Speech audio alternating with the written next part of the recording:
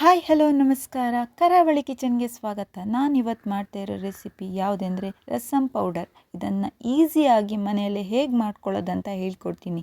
ಮೊದಲಿಗೆ ರಸಮ್ ಪೌಡ್ರ್ ಮಾಡಲಿಕ್ಕೆ ಏನೇನು ಐಟಮ್ ಬೇಕಂತ ನೋಡೋಣವಾ. ಮೊದಲಿಗೆ ಒಣಮೆಣಸು, ಇದನ್ನು ಒಂದು 20ರಿಂದ 30 ತೊಗೊಂಡಿದ್ದೀನಿ. ನಿಮ್ಮ ಖಾರಕ್ಕೆ ತಕ್ಕಂತೆ ತೊಗೋಬೋದು. ಸ್ವಲ್ಪ ಅರಿಶಿಣ, 1.5 ಸ್ಪೂನ್ ಆಗೋದು ಅರಿಶಿಣ, ಹಾಗೆ 3 ಲೋಟ ಕೊತ್ತಂಬರಿ ಕಾಳಿಗೆ 1 ಲೋಟ ಜೀರಿಗೆ ತೊಗೋಬೇಕು. ಹಾಗೆ 3 ಲೋಟ ಕೊತ್ತಂಬರಿ ಕಾಳು ತೊಗೊಂಡಿದ್ದೀನಿ. ಹಾಗೆ 1 ಸ್ಪೂನ್ ಆಗುವಷ್ಟು ಇಂಗನ್ನು ತೊಗೊಂಡಿದ್ದೀನಿ. ಹಾಗೆ ಕರಿಬೇವು, ಹಾಗೆ ನಾನು 1.5 ಸ್ಪೂನ್ ಆಗುವಷ್ಟು ಮೆಂತೆಯನ್ನು ತೊಗೊಂಡಿದ್ದೀನಿ. ಹಾಗೆ ಈಗ ಒಂದು ಕಡಾಯಿನ ಇಟ್ಕೊಂಡು ಅದರಲ್ಲಿ 3 ಲೋಟ ಆಗುವಷ್ಟು ಕೊತ್ತಂಬರಿ ಕಾಳನ್ನ ಹಾಕಿ ಚೆನ್ನಾಗಿ ಫ್ರೈ ಮಾಡ್ಕೊಳ್ಳೋಣ. ಒಂದು 5 ನಿಮಿಷ ಅದು ಕೆಂಪಗಾಗೋ ತನಕ ಫ್ರೈ ಮಾಡ್ಕೋಬೇಕು. ಇವಾಗ ಸಣ್ಣ ಉರಿಯಲ್ಲೇ ಫ್ರೈ ಮಾಡ್ಕೊಳ್ಳೋಣ. ನಿಮ್ಗೆ ಫ್ರೈ ಮಾಡ್ತಾ ಇರಬೇಕಾದ್ರೆ ಅದು ಘಮ ಬರುತ್ತೆ ಆ್ಯಕ್ಚುಲಿ. ಆವಾಗ ಮಾತ್ರ ಅದು ಆಗಿದೆ ಅಂತ ಹೇಳಿ ಗೊತ್ತಾಗುತ್ತೆ. ಇವಾಗ ನೋಡಿ ಇಷ್ಟು ಕಲರ್ ಬಂದರೆ ಸಾಕು. ಇವಾಗ ಇದನ್ನು ಒಂದು ಪ್ಲೇಟಿಗೆ ನಾವು ತೆಗೆದಿಟ್ಕೊಳ್ಳೋಣ. ಅಂದರೆ ಎಲ್ಲ ಮಸಾಲೆನೂ ಒಂದೇ ಪ್ಲೇಟಲ್ಲೇ ಹಾಕ್ಕೊಂಡು ಬಿಟ್ಟರೆ ಆಯಿತು. ಇವಾಗ 1 ಲೋಟ ಜೀರಿಗೆ ಹಾಕ್ಕೊಂಡು ಮತ್ತೆ ಸಣ್ಣ ಉರಿಯಲ್ಲೇ ಫ್ರೈ ಮಾಡ್ಕೋಬೇಕು. ಭಾಳ ದೊಡ್ಡದಿಟ್ಟರು ಇದು ಅಷ್ಟೇ ಕರಟ್ ಹೋಗಿಬಿಡುತ್ತೆ ಒಂದೇ ಸಲನೇ. ಪಟ್ಟ ಅಂದರೆ ಬೇಗ ಇದಾಗೋದ್ರಿಂದ ಬೇಗ ಕರಟ್ ಬಿಡುತ್ತೆ. ಇದು ಸ್ವಲ್ಪ ಚಟಪಟ ಅಂತ ಹುರಿದ್ರ ಮೇಲೆ ಆ್ಯಕ್ಚುಲಿ ಜೀರಿಗೆ ನಮ್ಮ ಹೆಲ್ತಿಗೆ ತುಂಬ ಒಳ್ಳೆಯದು. ಇದನ್ನು ಅಡುಗೆಯಲ್ಲಿ ನಾವು ಯಾವುದೇ ಅಡುಗೆಯಲ್ಲಾದರೂ ಸ್ವಲ್ಪ ಜೀರಿಗೆ ಯೂಸ್ ಮಾಡಿದರೆ ತುಂಬ ಹೆಲ್ತಿಗೆ ಒಳ್ಳೆಯದು. ಇದನ್ನು ಈಗ ಒಂದು ಪ್ಲೇಟಿಗೆ ಹಾಕ್ಕೊಂಡು ಬಿಡೋಣ.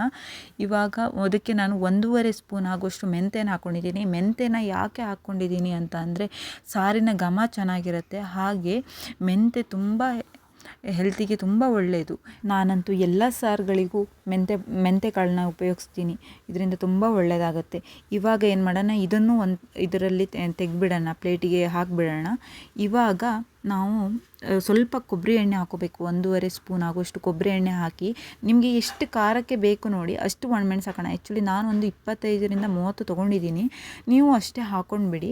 ಇದನ್ನು ಕೂಡ ನಾವು ಸಣ್ಣ ಉರಿಯಲ್ಲೇ ಫ್ರೈ ಮಾಡಬೇಕು, ಭಾಳ ದೊಡ್ಡ ಉರಿ ಇಟ್ಕೋಬಾರ್ದು. ಯಾವುದೇ ಮಸಾಲೆಗಳನ್ನಾದರೂ ಅಷ್ಟೇ ನೀವು ಸಣ್ಣ ಉರಿಯಲ್ಲೇ ಎಷ್ಟು ಫ್ರೈ ಮಾಡ್ತೀರಿ ನೋಡಿ ಅಷ್ಟು ಚೆನ್ನಾಗಿ ಬರುತ್ತೆ. ಇವಾಗ ಶ್ರಾವಣ ಬರ್ತಾ ಇರೋದ ಕಾರಣ ಹೆಚ್ಚಿನ ಮನೆಗಳಲ್ಲಿ ತರಕಾರಿ ಸಾಂಬಾರೇ ಮಾಡೋದ್ರಿಂದ ಇಂಥ ಮಸಾಲೆ ಪೌಡರ್ಗಳನ್ನು ಮಾಡಿಟ್ಕೊಂಡ್ರೆ ನೀವು ಬೇಕಾದ್ರೆ ಈ ರಸಮ್ ಪೌಡ್ರನ್ನು ಬೇರೆ ಸಾರಿಗೂ ಬೇಳೆ ಜೊತೆ ಹಾಕಿ ಸಾಂಬಾರು ಮಾಡಿದವಾಗ ತುಂಬ ಚೆನ್ನಾಗಿ ಬರುತ್ತೆ. ಬೇಕಾದರೆ ನೀವು ಆ ರಸಮ್ ಪೌಡ್ರನ್ನು ಹಾಕಿ ಹೇಗೆ ಮಾಡೋದಂತ ನೀವು ರೆಸಿಪಿ ಬೇಕಂದ್ರೆ ನೀವು ಕಮೆಂಟ್ ಮೂಲಕ ತಿಳಿಸಿ. ನಾನು ನೆಕ್ಸ್ಟ್ ವೀಡಿಯೋದಲ್ಲಿ ನಿಮಗೆ ಆ ಸಾಂಬಾರನ್ನ ಹೇಗೆ ಮಾಡೋದಂತಲೂ ಹೇಳ್ತೀನಿ. ಇವಾಗ ಇಷ್ಟು ಕೆಂಪುರಿ ಆದಮೇಲೆ ನಾನು ಇದನ್ನು ನಾನು ಯಾವ ಮಸಾಲೆಗಳದೇ ಪ್ಲೇಟಿಗೆ ಹಾಕ್ಕೊಳ್ತಾ ಇದ್ದೀನಿ ಈ ಮಸಾಲೆಗಳನ್ನೆಲ್ಲ. ಇವಾಗ ನಾನು 1 ಹಿಡಿ ಆಗುವಷ್ಟು ಕರಿಬೇವನ್ನ ಹಾಕ್ತಾಯಿದ್ದೀನಿ. ಕರಿಬೇವು ಆ್ಯಕ್ಚುಲಿ ನೀವು ಯಾವುದೇ ಸಾಂಬಾರಿಗಾದರೂ ಹಾಕಿದರೆ ಮಕ್ಕಳು ಏನು ಮಾಡ್ತಾರೆ, ಅದನ್ನ ತೆಗೆದು ಇಟ್ಬಿಡ್ತಾರೆ. ಅದಕ್ಕೋಸ್ಕರ ನಾನು ಇಂಥ ಮಸಾಲೆಗಳಲ್ಲಿ ಹಾಕಿ ಹುರಿದು ಹಾಕಿದರೆ ಮಕ್ಕಳಿಗೂ ಗೊತ್ತಾಗಲ್ಲ. ಆ್ಯಕ್ಚುಲಿ ಸಾರಿನ ಘಮನೂ ಚೆನ್ನಾಗಿ ಬರುತ್ತೆ. ರಸಮ್ ಪೌಡ್ರಿಗೆ ನೀವು ಎಷ್ಟು ಕರಿಬೇವು ಹಾಕ್ತೀರಿ ನೋಡಿ ಅಷ್ಟು ಚೆನ್ನಾಗಿ ಘಮ ಬರುತ್ತೆ.